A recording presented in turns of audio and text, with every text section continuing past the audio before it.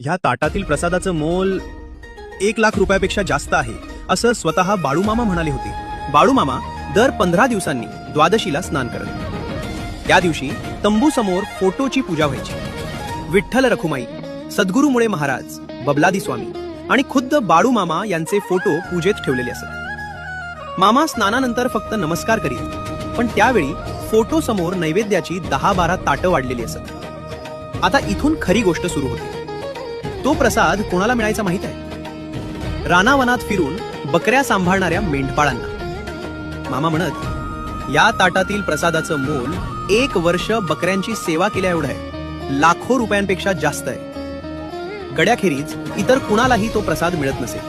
आणि शेवटी मामा म्हणालेले शब्द आजही अंगावर शहारे आणतात. माझ्या तंबूला आणि परमेश्वराच्या दरबाराला एकच वाट आहे. या वाक्याचा अर्थ मामांनी अप्रत्यक्षपणे आपणच परमेश्वर आहोत हे सूचित केलं होतं. तुमच्या एका फॉलोमुळे बाळू मामांचे चरित्र जगभरात पोहोचेल.